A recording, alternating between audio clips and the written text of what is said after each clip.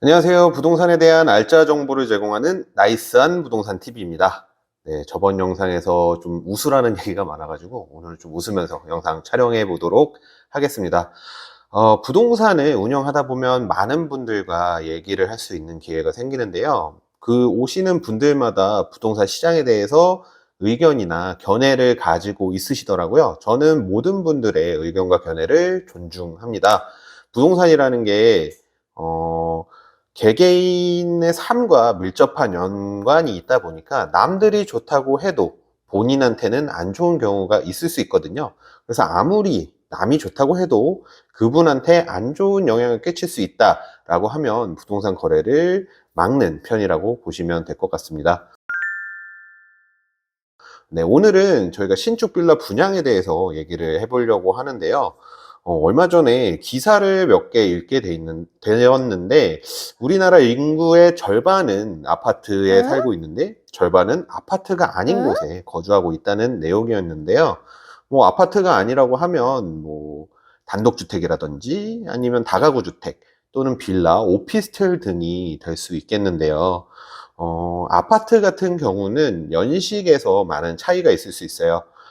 바로 얼마 전부터 입주를 시작한 신축 아파트가 있을 수 있고요. 그리고 40년이 지난 아파트가 있을 수 있습니다. 네, 현장에서 느끼는 거는요, 30년 이상 된 아파트의 경우에는 손님들이 찾는 수요가 굉장히 적다는 건데요.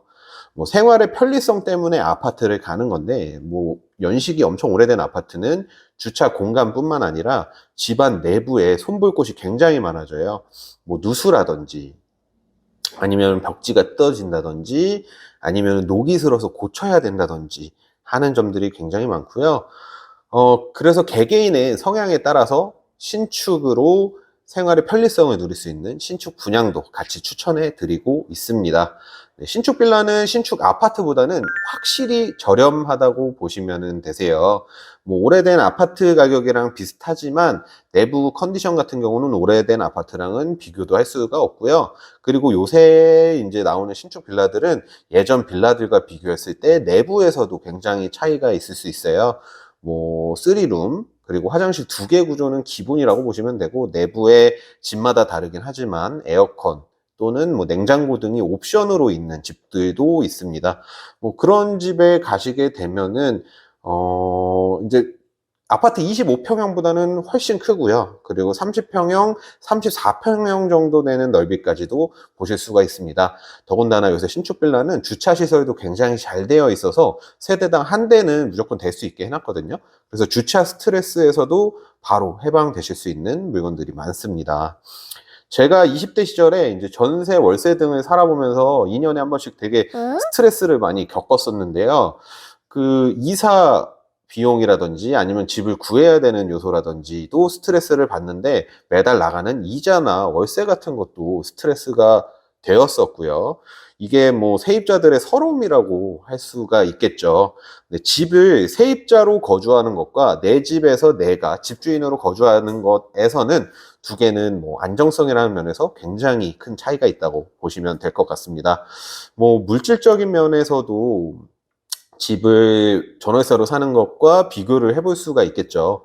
지금 여기 상공역 주변에 빌라 시세를 한번 보시면요, 투룸 빌라 월세가 보증금 1,000만 원에 월세 한 50만 원 정도 되더라고요. 한 20년 정도 된 집이었고요. 그리고 3룸 같은 경우는 보증금 1,000이라고 하면 월세가 한 60에서 70 정도 됐었어요.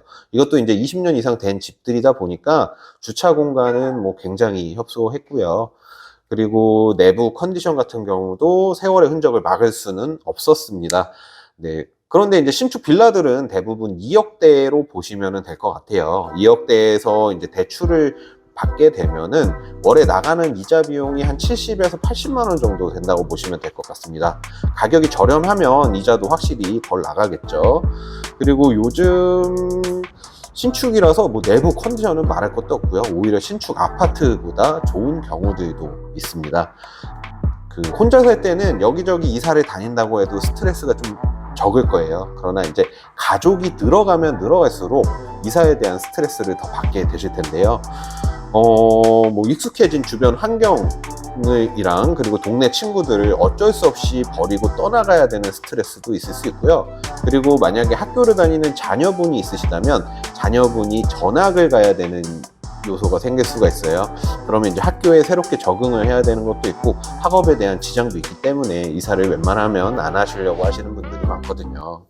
특히나 이제 방이 하나나 두 개에 거주하시는 분들은 자녀가 이제 커감으로써 자녀 방을 만들어줘야 한다라는 걱정이 있으신 분들도 많더라고요.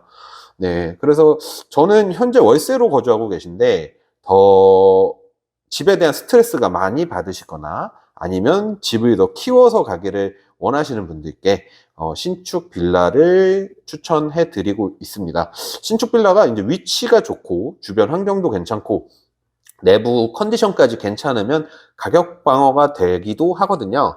거주하시면서 누리는 편의성은 뭐 말할 것도 없고요. 그리고 집이 안정됨으로써 내 태도라든지 아니면 내 생활 습관에 반영되는 것도 굉장히 크다고 저는 말씀을 드립니다. 네, 집에서 오는 안정성은 진짜 살아보신 분들만 알 수 있다고 보시면 되세요. 네, 요새 이제 빌라들이 엄청나게 할인을 하고 있다 보니까 가격에서 메리트가 있어요. 그래서 연락을 주시면 그 집주인분의 상황에 맞춰서 저희가 맞는 물건을 찾아 드리도록 하겠습니다. 네, 언제든지 열려 있으니까요. 전화 주시거나 댓글 달아주시면 친절하게 설명드리도록 하겠고요. 네, 지금까지 영상 시청해 주셔서 감사합니다. 댓글 달아주시거나 유선 문의 주시면 저희가 친절하게 답변해 드리도록 하겠습니다. 네, 다음 영상에서는 좀 더 알찬 정보로 찾아뵙도록 하겠습니다. 지금까지 나이스한 부동산 팁이었습니다. 감사합니다.